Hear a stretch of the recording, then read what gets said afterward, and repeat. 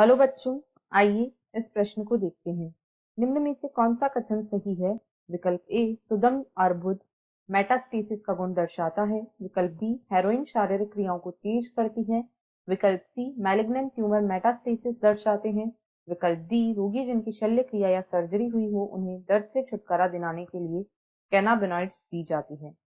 इस प्रश्न की जो मुख्य अवधारणा है, मुख्य अवधारणा वह है मेटास्टेसिस।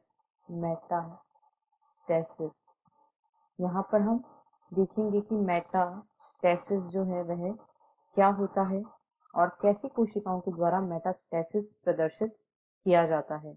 यह मैलिग्नेंट ट्यूमर का मैलिग्नेंट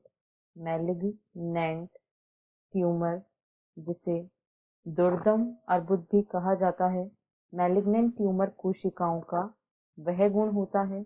यह गुण जो होता है यह मैलिग्नेंट ट्यूमर कोशिकाओं में पाया जाता है, जिसमें यह ट्यूमर अपने मूल स्थान से शरीर के अन्य भागों में फैल जाता है।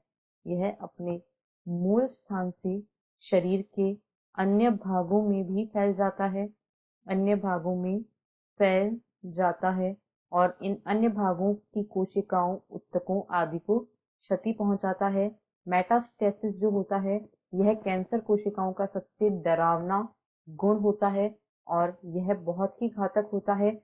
जो बिनाइन या सुदम अर्बुदोस्टेसिस का गुण नहीं देखा जाता है, केवल और केवल मैलिग्नेंट ट्यूमर मेटास्टेसिस को प्रदर्शित करते हैं। अब यदि हम दिए गए कथनों को देखें तो कथन ए में कहा गया है सुदम अर्बुद मेटास्टेसिस का गुण दर्शाता है, यह गलत है। अभी हमने देखा मेटास्टेसिस केवल और केवल जो मैलिग्नेंट ट्यूमर होते हैं वे दर्शाते हैं। बी में कहा गया है हेरोइन शारीरिक क्रियाओं को तेज करती है, यह बिल्कुल गलत है। हेरोइन जो होती है, हेरोइन जिसे आमतौर पर स्मैक भी कहा जाता है, इसे मॉर्फिन के एसिटिलीकरण से प्राप्त किया जाता है। यह मॉर्फिन के एसिटिलीकरण से प्राप्त की जाने वाली एक औषधि होती है और यह एक अवसादक के रूप में कार्य करती है।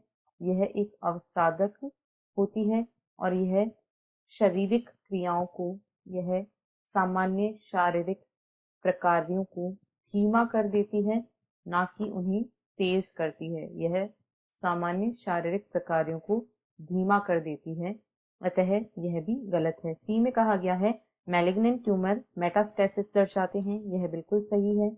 डी में कहा गया है रोगी जिनकी शल्य क्रिया हुई है उन्हें दर्द से छुटकारा दिलाने के लिए कैनाबिनॉइड्स दी जाती है, तो यह बिल्कुल गलत है। जो मॉर्फिन होता है जो कि एक ओपियोइड ड्रग है, यह एक पीड़ाहारी होता है, यह एक पीड़ाहारी औषधि होती है तथा जिनकी शल्य क्रिया होती है उन्हें मॉर्फिन दिया जाता है ताकि उन्हें दर्द से छुटकारा मिल सके। जो कैनाबिनॉइड्स होती हैं ये हेल्यूसिनोजन या भ्रामक औषधियां होती हैं, ये पीड़ाहारी नहीं होती हैं, अतः विकल्प सी इस प्रश्न का सही उत्तर है। आशा है आपको प्रश्न समझ आया होगा। धन्यवाद।